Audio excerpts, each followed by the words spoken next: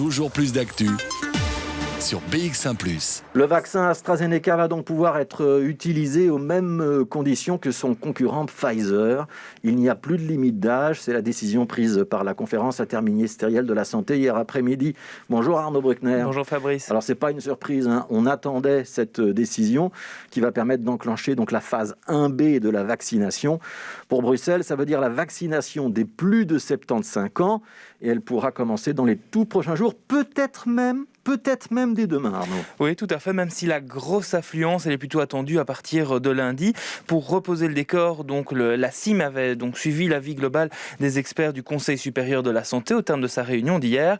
Plusieurs points ont été décidés. Le premier, on le disait, c'est celui concernant le vaccin AstraZeneca. Il pourra désormais être inoculé aux plus de 55 ans, ce qui n'était pas le cas avant. Cela enclenche donc de facto la phase 1B et donc la vaccination des aînés. Cela représente environ 2 millions de personnes dans le pays pour les plus de 65 ans. Vous le disiez, les premières convocations sont sur le point de partir. Quel est le programme ? Écoutez, Inge Neven, c'est la responsable du service d'hygiène en région bruxelloise, en charge donc de l'application régionale de la stratégie de vaccination. On va envoyer les invitations à partir de ce soir pour les personnes 75+. Et donc, ils vont recevoir une invitation par mail ce soir ou demain. Et alors, par lettre, parce qu'on va encore envoyer le courrier et ça va arriver début de la semaine prochaine. Et alors, les gens auront le choix alors, ou bien de s'inscrire au centre de Pacheco ou de Heysel à partir de maintenant, disons, ou bien d'attendre encore jusqu'au 15 mars ou le 22 mars où le centre dans l'environnement va s'ouvrir. S'il y a des gens qui reçoivent la lettre ce soir et s'inscrivent au Heysel ou au Pacheco demain, ils peuvent déjà venir. Sinon, je pense que le grand afflux va commencer la semaine prochaine et alors dans les autres centres quand ils s'ouvrent.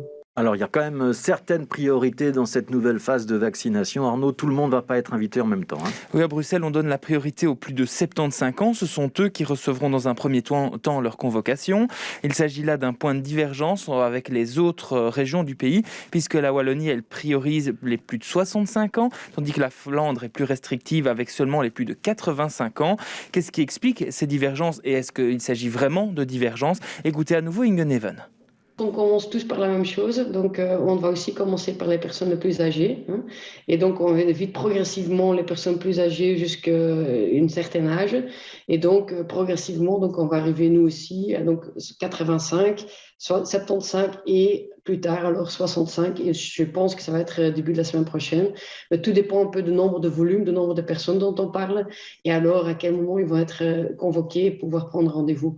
Donc je pense que nous aussi on va aller jusqu'à 65 début de la semaine prochaine, mais alors qu'on va demander ces gens-là de s'inscrire dans les semaines à venir. Donc pas tout le monde va devoir prendre rendez-vous ou pouvoir prendre rendez-vous le lendemain, mais plutôt dans quelques semaines. Et donc je pense que l'accord au niveau du Task Force fédéral et au niveau du CIM, c'était d'inviter jusqu'à 75. Et donc, nous, on reste là, mais évidemment, on fait tous en fait la même logique d'inviter par ordre décroissante. Alors voilà, l'ouverture du vaccin AstraZeneca à d'autres classes d'âge, on vient d'en parler. C'est pas la seule décision prise hier par la conférence interministérielle, même si les autres décisions sont passées un petit peu inaperçues.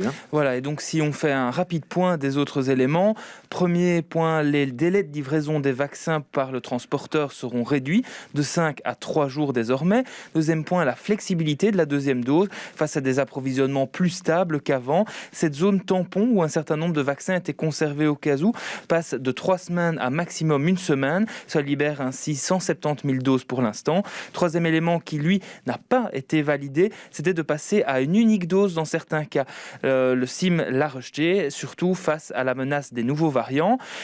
Quatrième point, pas de réelle décision par rapport aux comorbidités. Alain Marron plaidait pour les abandonner, mais finalement pas d'accord au CIM là-dessus. Néanmoins, nous informe qu'au niveau wallon et à Bruxelles aussi, les personnes en dialyse ou en chimio, par exemple, pourront être vaccinées prochainement à l'hôpital où ils suivent leur traitement.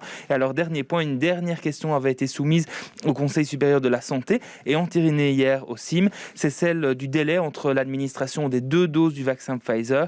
Jusqu'ici, ce délai, il était de 21 jours. Les autorités auront désormais la possibilité, sous condition, de faire passer ce délai jusqu'à 35 jours et sous réserve d'un avis encore attendu de l'Agence européenne du médicament. Écoutez là-dessus, Inge Neven à nouveau.